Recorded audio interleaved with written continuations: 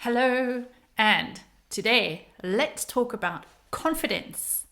Confidence building this week. If you had to score yourself on confidence, with 0 being I have no confidence, and 10 out of 10 is I'm always 100% confident, what would you score yourself? So I bet that most of us fall somewhere in the middle. Some days we have great confidence, and some days we don't feel so confident. Some things set us back and we don't feel it, right? And yet we might also say that there are some things that I am very good at and I am very confident when I do this, but there are other things that I don't feel that confident at. So, for example, my first language, I'm very confident in speaking on this topic, but when I have to swap to English, my confidence is significantly less. So confidence is something that is not as fixed as we think it is. It changes, and also different people have different definitions of what confidence would look like. What does it look like and feel like to be a confident person? So I have looked at some people's views on this. So the first person I'd like to tell you about is Mel Robbins. She's great. I really enjoyed her training. For her, the definition for her is to say that confidence is the willingness to take action. Not perfection, not nailed it, the willingness to take action. So, confidence is something we acquire, which we get, which we earn, that we struggle towards. Nobody is born with utter, unshakable confidence. It's something we get. She uses the example of a toddler that walks and falls, and apparently a child learning to walk will fall about 17 times. I think she said an hour or something. It's a lot, and yet they don't just give up. They keep trying. So somewhere along the line, we should learn how to be like that, to keep trying and build our confidence, because most of us walk quite confidently nowadays, right? Then she also says that to excel in confidence, we need to have a great attitude towards failure. We need to learn how to fail and improve. So if I have a very negative mindset, like failure is like the end of the road, which it isn't, guys, it isn't. If I see failure as didn't nail it, and then self-reflect, learn and grow, I am going to become more confident. I'm going to acquire those skills that are necessary for me to become confident in that particular aspect of my life. So, you have to refuse to quit when things don't work out. You have to dig deep. You have to not just quit at the first struggle. And you have to find your strengths, but realize that you have some strengths, but then you have to build on those strengths and keep going. So, to sum up what Mel says, confidence requires action. It requires practice. And if ever you're in doubt, try again. Try to start developing a positive feedback loop on your own performance to get better. So I can relate this to when I was studying speech and drama a very, very long time ago. And one of my exams, I was so nervous before the exam. I was doing a piece. You have to do this like 45-minute performance on your own with an examiner in the room, and that's intimidating in the first place. But I was doing a piece from Romeo and Juliet, in Shakespearean English, and I was so worked up before the exam, and that was my first piece that I had to perform, that I walked in and I bombed out. I panicked. I made a small mistake, and And I literally had an anxiety attack. And the examiner asked me, "Who did you just play?" And I was like, "I don't know." Who can say that when you just played Juliet? Like the most famous role possibly ever.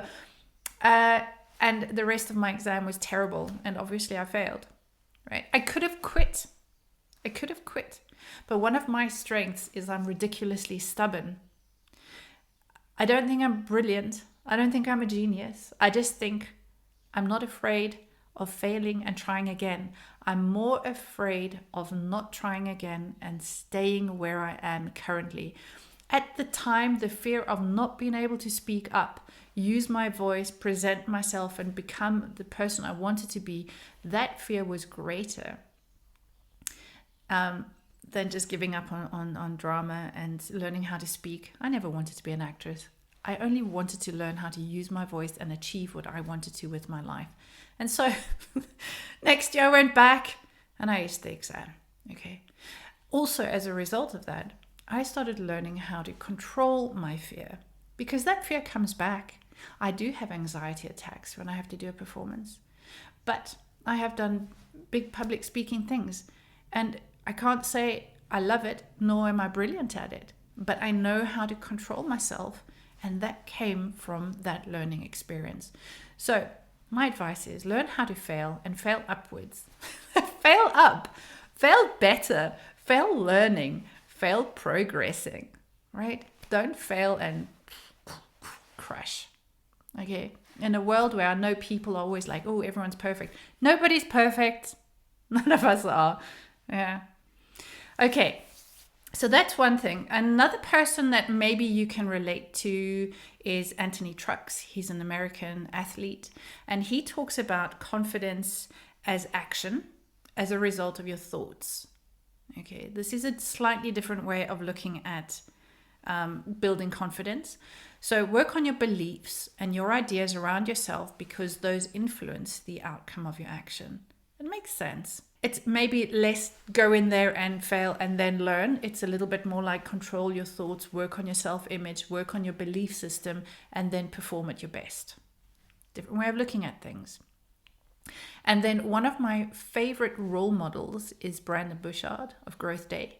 He has a huge amount of content on confidence, but I'm just taking out the bits that I feel like are relevant right now for me and for you probably too, is that when you want to be confident as a speaker, be your authentic self.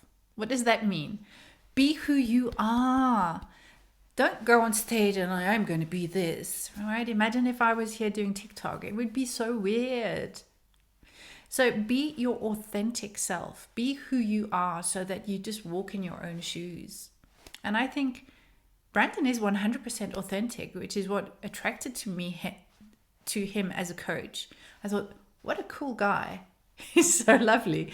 And people always say of him, he's the same on stage as off stage. The same energetic, goofy, fun guy. So be yourself, because you should be unshakable and confident with who you are. And that comes from understanding your worth, understanding your worth, and loving yourself as a human being. Don't base your value on other people's opinion. Base your value on knowing that you are valuable, that your design in this universe is so miraculous that there is value and worth to your being. Seek connection. His second point is seek connection. That is connecting with who you are and the message that you have and your value, but also seek connection with your audience. And this relates again to TED Talks, that if you're going to speak up about something that is valuable and important. Do it from your heart. Have connection. Let it be meaningful. And his final point, he makes many points, but the final one that I'm selecting for today, number 3, is competence. Right? Work on your skill, work on your talent, develop a competence about who you are and what you are delivering in this world. Because when you talk from a place of authority, you will be more confident.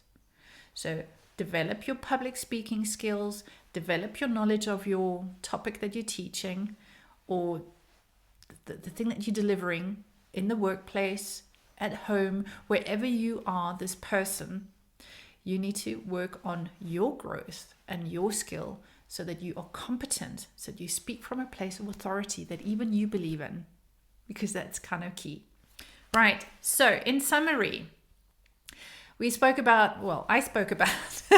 3 great people today: Mel Robbins, Anthony Trucks, and Brandon Bouchard. They're great. I recommend any of the training that comes from any of these people, including their books. They're fantastic. And take action, positive action, moving towards your desired outcome. Learn from your failures. Hunker in. Don't get broken by failure, right? Fail up. Keep going. And have a great feedback loop. And in my experience, 80% of your performance is preparation. So if you can have a feedback loop in the preparation phase, your outcome is going to be better than walking onto stage and thinking, feedback from your audience. Have prepared in advance. I hope that helps. Have a fantastic week. Take action, be confident, and I'll see you soon. Bye.